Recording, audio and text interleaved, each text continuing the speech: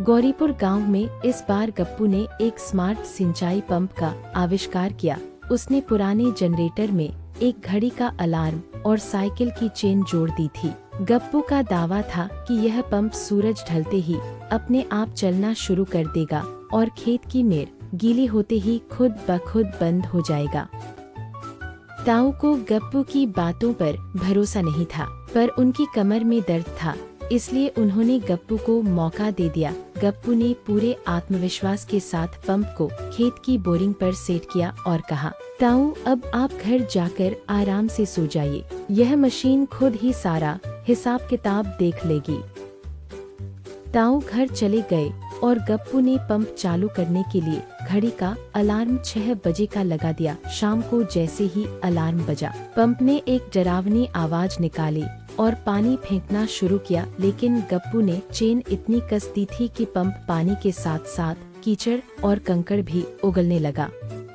खेत की मेड़ पर सेंसर के तौर पर गप्पू ने एक पुरानी रबर की बत्तख बांधी थी। उसका प्लान था कि पानी का स्तर बढ़ते ही बत्तख ऊपर उठेगी और तार से खींचकर स्विच बंद कर देगी, मगर तभी गांव का एक आवारा कुत्ता बत्तख को कोई खिलौना समझकर मुंह में दबाकर भाग गया। अब सेंसर गायब था और मशीन बेकाबू हो गई। पानी खेत से बाहर निकलकर सीधा सरपंच जी के घर की ओर बढ़ने लगा। सरपंच जी उस समय आंगन में अपनी नई कुर्सी पर बैठकर अखबार पढ़ रहे थे। अचानक उन्हें अपने पैरों के पास ठंडे पानी का एहसास हुआ और उन्हें लगा कि शायद बाढ़ आ गई है। सरपंच जी चिल्लाते हुए बाहर निकले, अरे ये बेमौसम सुनामी कहाँ से आ गई। उन्होंने देखा कि गप्पू का स्मार्ट पंप किसी तोप की तरह पानी की बौछार कर रहा था।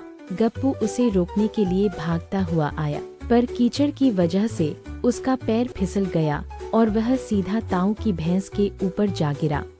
भैंस डरकर ऐसी भागी कि उसने रास्ते में रखी मट्ठे की हांडियां फोड़ दी। पूरे रास्ते में सफेद मट्ठा और गप्पू का काला कीचड़ मिलकर एक अजीब सा डिजिटल डिजाइन बन गया। गांव वाले लाठियां लेकर बाहर आ गए। उन्हें लगा कि कोई जंगली जानवर गांव में घुस आया है। इधर पंप ने अब पानी की जगह सिर्फ हवा और धुआं छोड़ना शुरू कर दिया।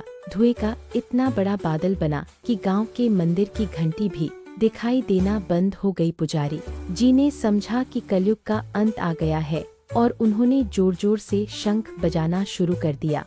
ताऊ नींद से जागे और भागते हुए खेत पहुँचे। उन्होंने देखा कि उनका खेत नहीं बल्कि पूरा गांव ही तालाब बन चुका था।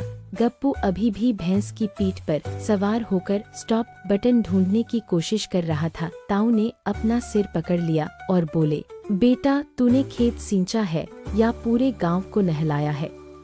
अंत में गप्पू ने पंप को बंद करने के लिए उस पर एक भारी पत्थर फेंका। पत्थर सीधा पंप के साइलेंसर में जा घुसा, जिससे एक जोरदार धमाका हुआ और पंप ने अंतिम सांस ली। सन्नाटा छा गया, पर तभी लाउडस्पीकर से गप्पू की घड़ी का दूसरा अलार्म बज उठा, गुड मॉर्निंग, उठ जाए।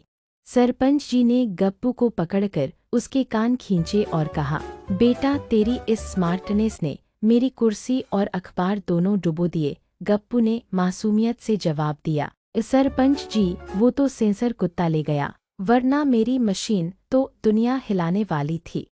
ताऊ ने हंसते हुए कहा, बेटा दुनिया तो तूने नहीं हिलाई, पर मेरी भैंस और सरपंच की कुर्सी जरूर हिला दी।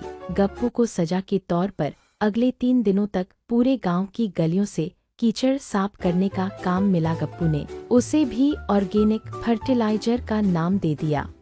गांव के बच्चे अब गप्पू को पंप मास्टर कहने लगे। गप्पू ने भी कसम खाई कि अब वह पानी से जुड़ी कोई मशीन नहीं बनाएगा।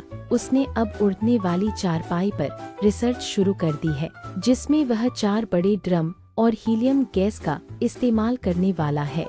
अगले दिन धूप निकली तो सरपंच की कुर्सी सूख गई, पर गप्पू की रबर वाली बत्तख अभी भी कुत्ते के पास थी। ताऊ ने अपनी पुरानी बाल्टी उठाई और बोले, भैया असली स्मार्टनेस तो इन 2 हाथों में है, जो न अलार्म मांगते हैं और न ही किसी सेंसर के भरोसे रहते हैं। गौरीपुर की शाम फिर से रंगीन हो गई। लोग गप्पू के नए उड़ने वाली चारपाई के प्लान के बारे में सुनकर पहले ही अपनी छतों पर जाल लगाने की सोच रहे थे। आखिर गप्पू का गांव है। यहाँ हर नाकामयाबी भी एक नई हंसी और नई कहानी को जन्म देती है।